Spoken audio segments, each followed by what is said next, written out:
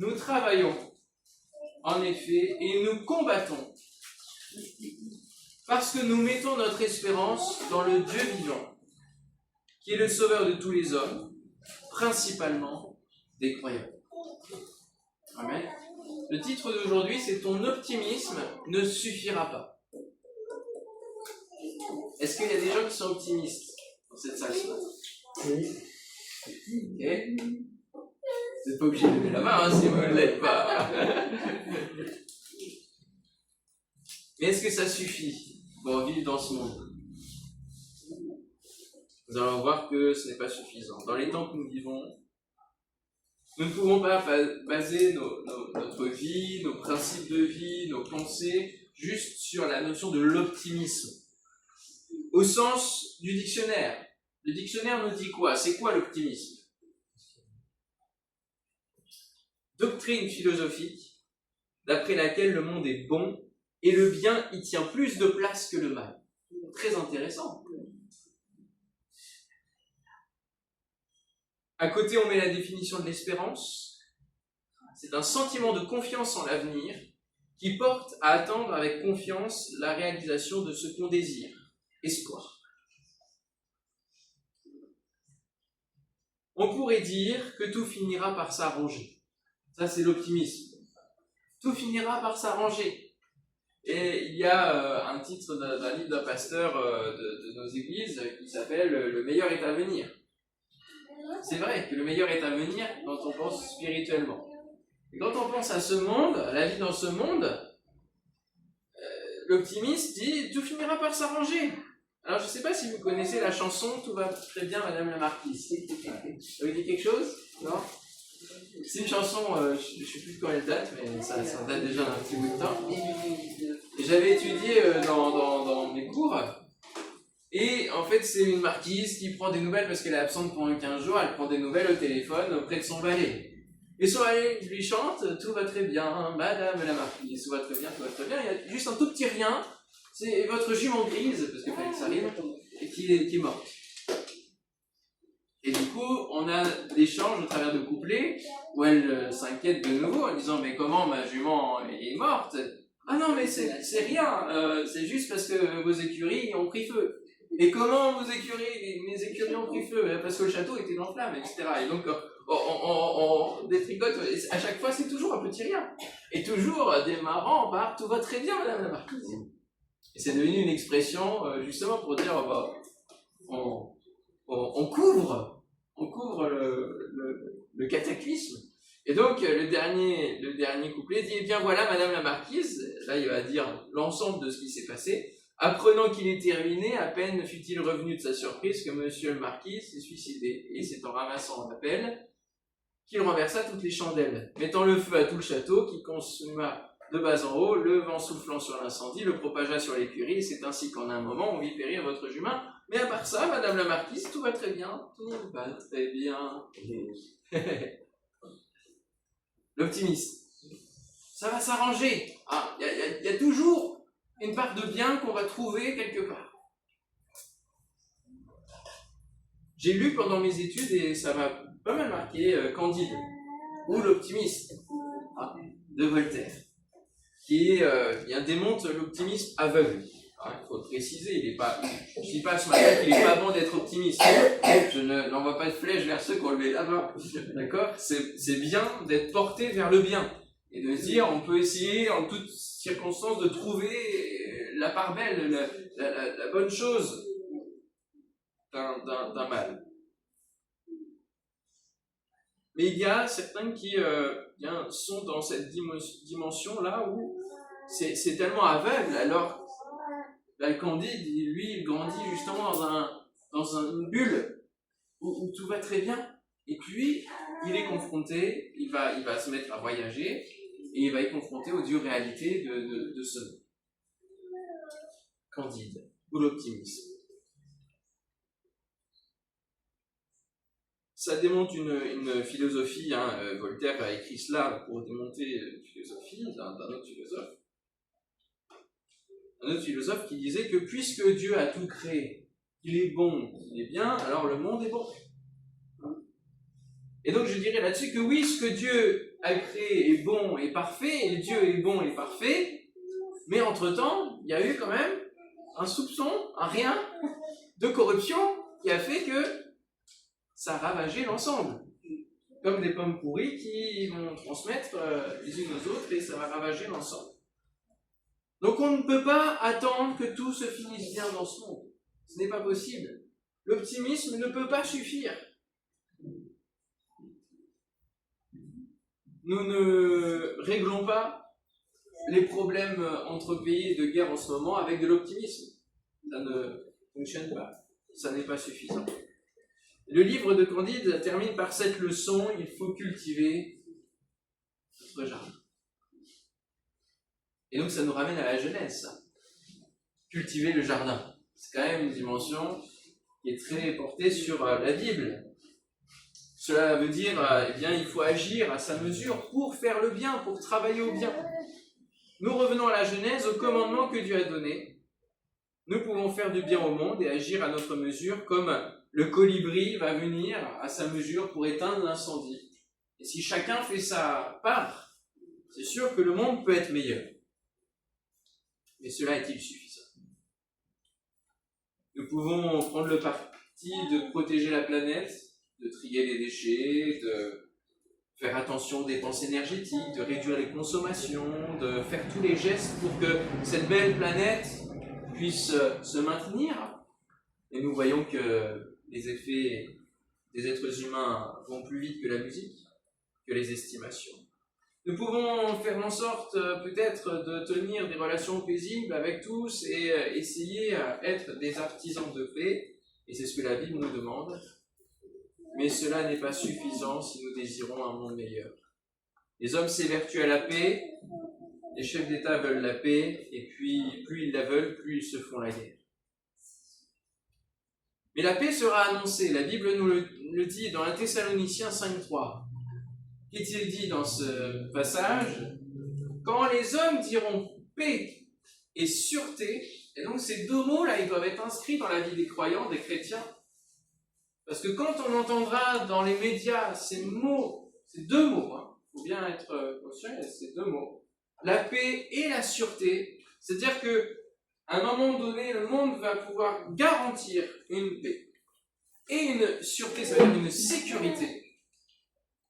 Alors, une ruine soudaine les surprendra, comme les douleurs de l'enfantement surprennent la femme enceinte et ils n'échapperont pas.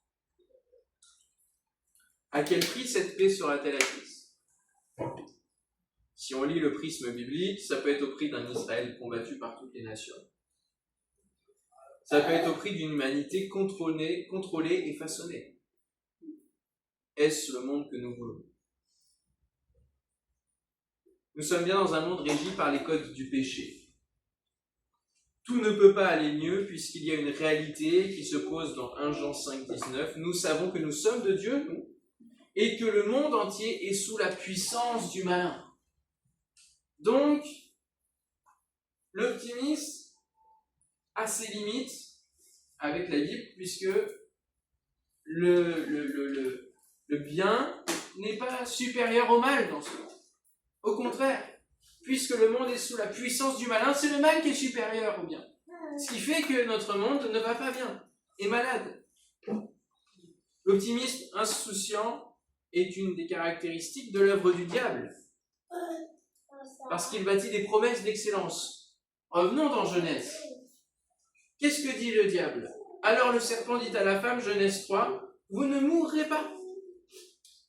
Mais Dieu sait que le jour où vous en mangerez, vos yeux s'ouvriront et que vous serez comme des dieux, connaissant le bien et le mal.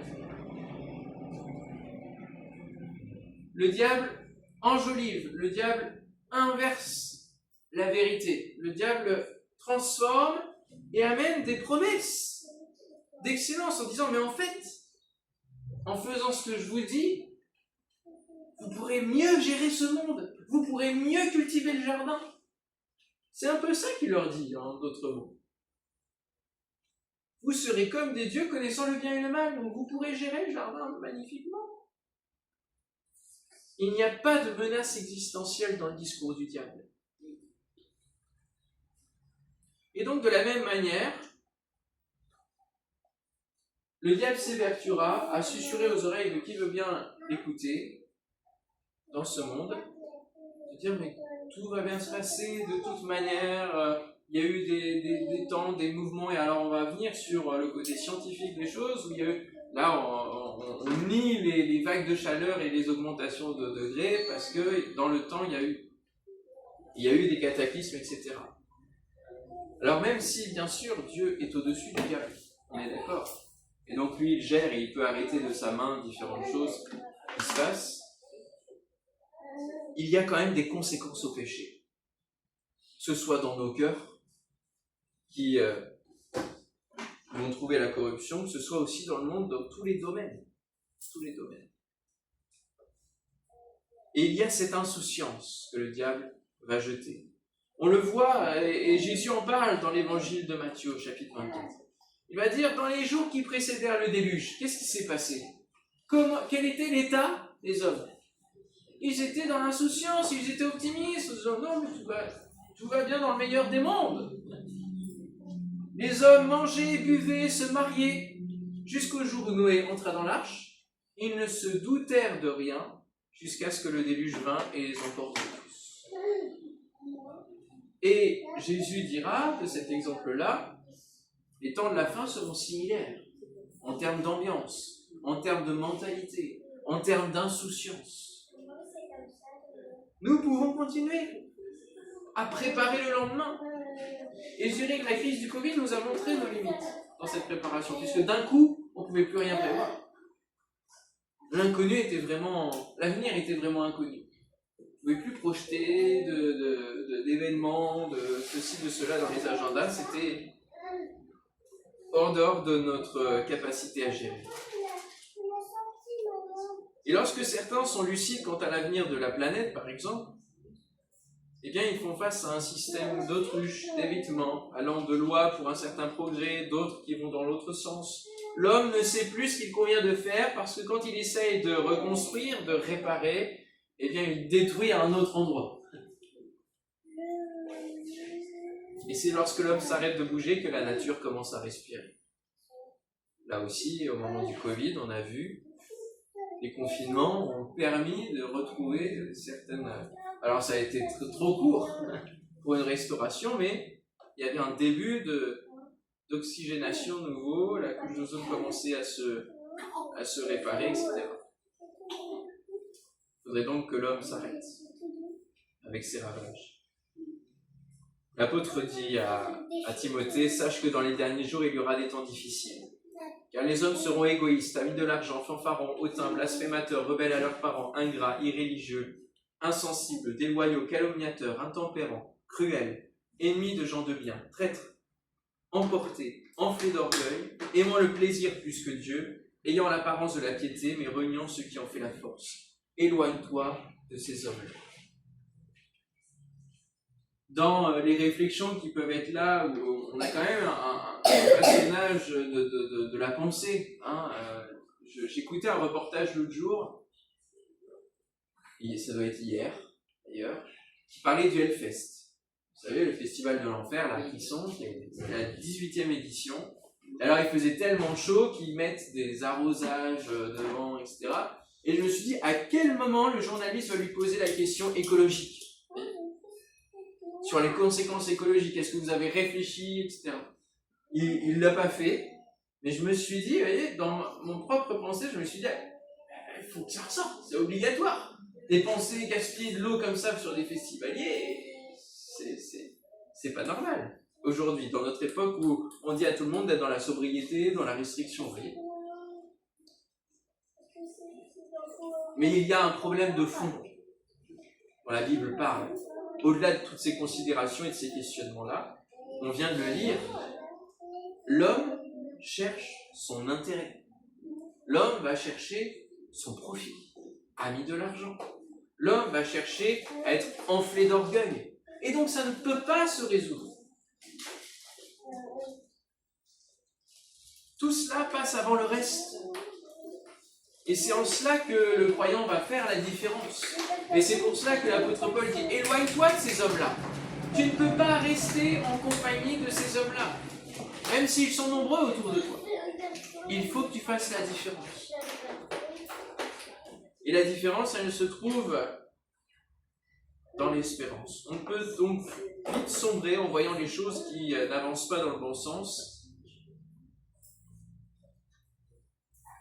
Et contrairement à ce que l'optimisme veut croire, le mal est supérieur au bien sur cette terre. Et le prophète Jérémie ajoutera, le cœur de l'homme est tortueux par-dessus tout, et il est méchant. Qui peut le connaître? Vous allez me dire, bon, le constat, ok, super, il est bien triste, et bien noir. Vous pouvez être optimiste, mais il y a quelque chose de mieux, c'est espérer. Je ne sais pas si le mot existe, je n'ai pas cherché, être un espérant. Le besoin d'espérance. Nous avons besoin de placer notre espérance sur quelque chose de supérieur à nous, de supérieur à ce monde qui va à sa perte. Et ça tombe bien parce que Dieu a prévu un plan de sauvetage. Alléluia. En la personne de Christ. Il est descendu vers nous comme un pompier descendant, allant vers le feu qui monte de partout, pour venir nous sauver de ce monde en perdition. Mais on l'a lu au tout début, ce ne sera que pour ceux qui choisissent de croire à ce plan. Croire à ce plan de sauvetage. De ceux qui saisissent la bouée de salut qui s'appelle Jésus. C'est en espérance que nous sommes sauvés, nous dit la Bible. Et le même prophète qui a dit le cœur est tortueux par-dessus tout, Jérémie, va dire aussi dans le chapitre 29, 11, à ceux qui sont de son peuple, de la part de Dieu, il va leur dire, car je connais les projets que j'ai formés sur vous, dit l'Éternel. Projets de paix et non de malheur, afin de vous donner un avenir et de l'espérance, ou un avenir fait d'espérance. Alléluia. Ça commence à réjouir notre âme, t'entends ça. Alors c'est vrai qu'il faut contextualiser, cette parole-là, ce verset-là s'adresse au peuple d'Israël, qui va arriver à la fin de l'exil. Et donc c'est une promesse pour la suite de l'exil. Et c'est vrai qu'il y a le projet de reconstruction, mais tout cela nous parle, parce que c'est la reconstruction de nos vies. Alors que nous étions loin de Dieu, nous revenons dans quelque chose d'initial qui a été mis en chaos, notre cœur a été mis en chaos par le péché, et Dieu nous donne l'opportunité de pouvoir être rebâtis. Alléluia. Et il a des projets, il y a une perspective, des projets de paix et non de malheur, et un avenir fait d'espérance. Il n'est pas écrit les projets de bonheur et non de malheur. Nuance importante. Vous trouverez dans un des Pentecôtes, c'est un autre Benjamin qui écrit là-dessus. Projet de paix et non de malheur. Parce que le bonheur, là aussi, c'est un concept, je ne vais pas dire plus humain que divin, mais dans lequel on pourrait dire, bonheur, ça veut dire qu'il n'y a aucune souffrance, etc. C'est projet de paix surtout. Projet de paix. Parce qu'on peut et ça c'est une autre pensée que j'aborderai une autre fois, mais on peut se passer de Dieu, mais on ne peut pas se passer de sa paix. En fait, on ne peut pas se passer de la paix de Dieu. On peut aller trouver le plaisir et aimer le plaisir plus que Dieu, mais quand on n'a pas la paix de Dieu, on n'a rien. Nous pouvons lire dans la parole une continuité de bénédictions du même type sur la base de ce verset de Jérémie, de cette promesse de Jérémie. On lit plusieurs versets dans la parole qui nous parlent de promesses, justement, dans l'espérance de cet avenir magnifique auprès de lui. Voici l'œil de l'Éternel sur ceux qui le craignent, sur ceux qui espèrent en sa bonté, afin d'arracher leur âme à la mort et de les faire vivre au milieu de la famine. Psaume 33, 18, on l'a lu tout à l'heure en introduction de culte. Ceux qui espèrent en la bonté de Dieu, qui s'accrochent au-delà de toutes circonstances, au-delà de tout ce qui peut se passer autour. La seule attache, c'est l'espérance en Dieu. Et je lirai deux autres textes qui vont dans cette continuité où Dieu s'adresse à ceux qui croient en lui. 2 Pierre, chapitre 3. Si vous voulez venir avec moi dans 2 Pierre, chapitre 3. Verset 9. Qui parle justement de la fin des temps et de ceux qui espèrent. 2 Pierre 3, 9. Le Seigneur ne tarde pas dans l'accomplissement de la promesse du salut, comme quelques-uns le croient. Mais il use de patience envers vous, ne voulant pas qu'aucun périsse, mais voulant que tous arrivent à la repentance. Le jour du Seigneur viendra comme un voleur. En ce jour-là, les cieux passeront avec fracas, les éléments embrasés se dissoudront. Donc on voit bien que cette terre a une fin, a une destinée qui est écrite. Et la terre avec les œuvres qu'elle renferme sera consumée. Puisque donc toutes ces choses doivent se dissoudre, quelles ne doivent pas être la sainteté de votre conduite et votre piété, tandis que vous attendez et hâtez l'avènement du jour de Dieu. Ça doit nous parler. Dans les temps où nous sommes, nous devons nous concentrer sur notre piété, sur notre sainteté, afin d'être là au rendez-vous avec Jésus. À cause duquel les cieux enflammés se dissoudront et les éléments embrasés se fondront. Et nous attendons, selon sa promesse, de nouveaux cieux et une nouvelle terre où la justice habitera. Alléluia. Amen. Amen. Amen. Ah. Oui, on a envie que ça s'accomplisse. On a envie de cela. Apocalypse 21, verset 1er maintenant. Venez avec moi dans l'avant-dernier chapitre de la Bible. Apocalypse 21, verset 1er. Cette nouvelle terre, ces nouveaux cieux ne nous sont pas décrits une seule fois, mais plusieurs. Je vis un nouveau ciel et une nouvelle terre, car le premier ciel et la première terre avaient disparu, et la mer n'était plus. Et je vis descendre du ciel d'auprès de Dieu la ville sainte, la nouvelle Jérusalem, préparée comme une épouse qui s'est parée pour son époux. Et j'entendis du trône une voix forte qui disait « Voici le tabernacle de Dieu avec les hommes, il habitera avec eux, ils seront son peuple, Dieu lui-même sera avec eux. Il essuiera toute larme de leurs yeux. Et la mort ne sera plus.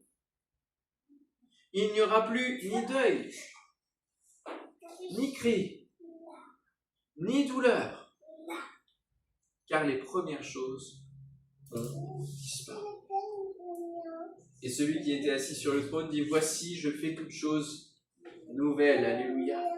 Et il dit « Écris, car ces paroles sont certaines et véritables. » Et il me dit « C'est fait, je suis l'alpha et l'oméga, le commencement et la fin. C'est lui qui démarre, c'est lui qui termine toutes choses. C'est en lui que nous pouvons nous tenir. À celui qui a soif, je donnerai de la source de l'eau de la vie gratuitement. Celui qui vaincra, donc continue de combattre, héritera ces choses. Je serai son Dieu, il sera mon fils. Appartenance. Mais pour les lâches, les incrédules, les abominables, les meurtriers, les impudiques, les enchanteurs, les idolâtres et tous les menteurs, leur part sera dans les temps ardents de feu et de souffle, ce qui est la seconde mort. J'ai hésité à mettre la fin dans ce dernier verset, parce que j'étais dans mon point besoin d'espérance. Vous voyez, donc je voulais que du positif. Et je me suis dit, mais il faut cette partie-là. Il faut ce verset-là. Il faut que ça se termine par ce verset-là, parce que c'est déjà le texte en entier, dans une cohérence, mais aussi parce qu'il faut qu'on comprenne bien qu'il va y avoir une différence à la fin. Tout le monde ne va pas aller dans les nouvelles terres et les nouveaux cieux. Pourquoi ? Pourquoi Dieu est le sauveur de tous, mais principalement des croyants ? Et pourquoi ce sont que les croyants qui vont se retrouver sur cette nouvelle terre et ces nouveaux cieux ? Ouais. Parce que si tout le monde atterrit sur la nouvelle terre, on recommence la même chose, en fait. Et oui, on amène le mal, alors que les croyants croient en ce salut qui les purifie de tout péché. Donc le péché n'entrera pas sur cette nouvelle terre. Il nous faut donc cultiver ces textes dans notre vie pour que notre espérance ne s'affaiblisse pas. Et quand les pasteurs, et la parole elle-même le dit à de très nombreuses fois, de lire la parole, de méditer la parole, de prendre du temps dans la parole de Dieu, jour après jour, c'est bien pour cette raison. À partir du moment où vous ne lisez plus la parole de Dieu, votre espérance décroît. Parce que d'autres discours prennent la place. d'autres choses, d'autres informations prennent la place. Et donc vont nourrir votre inquiétude, vont nourrir votre pessimisme. Tandis que si vous lisez la parole, ça fait partie du combat. Le combat de la foi, c'est de lire la parole. Aussi, c'est prendre cette épée de la parole et combattre. C'est mettre à mal justement tous les autres discours et se recentrer, se remettre sur les rails de l'espérance. Plus nous lisons la Bible, plus nous avons d'espérance et de foi, puisque les deux vont ensemble, hein, avec la troisième dimension qui est l'amour. Et dont l'apôtre nous dit que ces trois choses resteront, demeurent. Et la foi, elle est une ferme assurance des choses qu'on espère. Donc on voit bien le lien entre les deux, une démonstration de celle qu'on ne voit pas. Ça se trouve où ça déjà? Hébreux, chapitre 11. Excellent. Bravo. Alors en conclusion, comment garder l'espérance? J'ai déjà commencé à l'aborder, mais voici un texte de l'apôtre Paul qui conclut son épître aux Romains, notamment avec ce verset.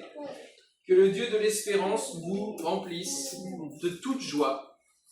Donc déjà il y a la joie, vous vous souvenez qu'on avait fait un message qui s'appelle « Quels sont les ressorts de votre joie ?» Parce que ça aussi, ça fait la différence aujourd'hui.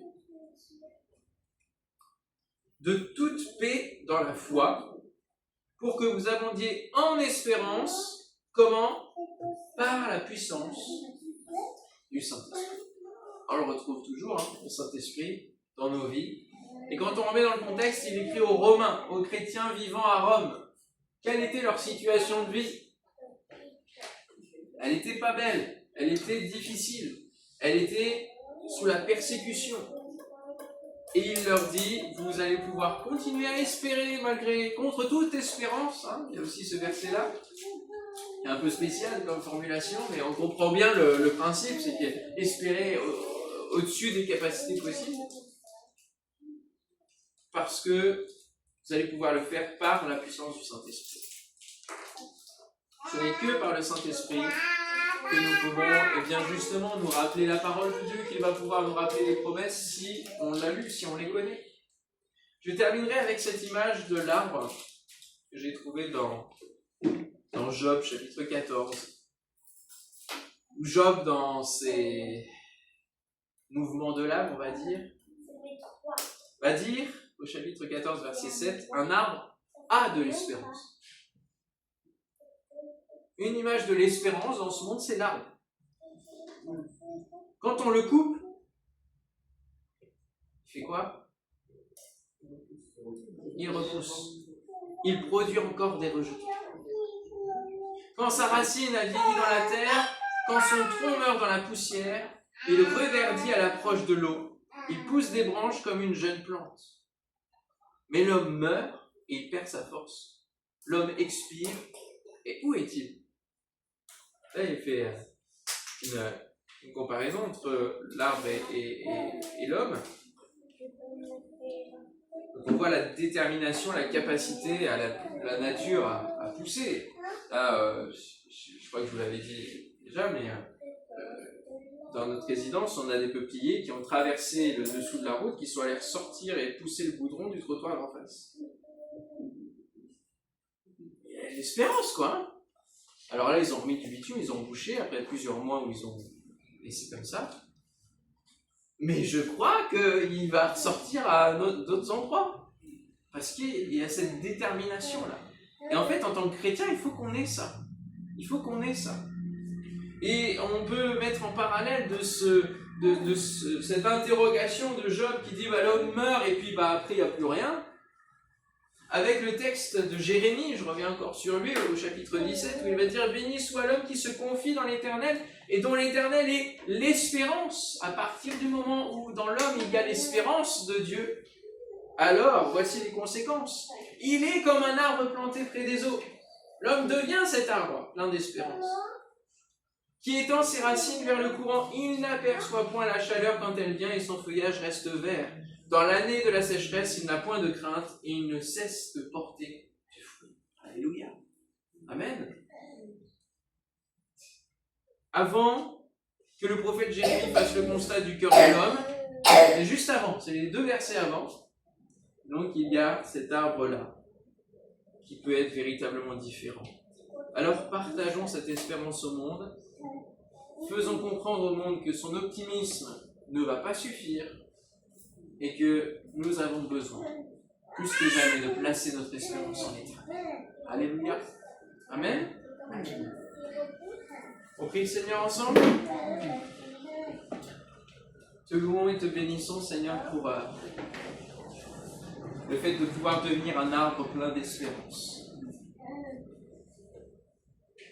Te bénissons parce que tu nous amènes beaucoup plus haut que l'optimisme de ce monde, que les réalités de ce monde. Tu nous emmènes, Seigneur, plus loin que les réalités de notre propre cœur, tortueux et méchant. Tu viens nous sauver, tu viens nous restaurer, tu viens faire de nous un canal de bénédiction, un canal de paix. Merci, Seigneur, de ce que tu agis dans nos vies et tu nous donnes de partager cette espérance dans les temps dans lesquels nous sommes, qui sont explosifs dans tous les domaines. Donne-nous, Seigneur, de montrer notre calme, notre confiance en toi, qu'ils voient que c'est en nous une force. Et puis qu'ils puissent voir aussi la joie et l'espérance qui résident en nous, de croire que tu reviens bientôt pour nous chercher, que tu as des promesses, que tu as un avenir fait d'espérance, que tu as une nouvelle terre, un nouveau ciel, que tu as prévu. Mais il n'y aura plus toute la partie négative, toute la partie du mal. Alléluia, mais où c'est toi qui règneras avec nous, qui habiteras avec nous. Te louons et te bénissons pour ce que tu vas faire. Que ton nom soit béni, Seigneur.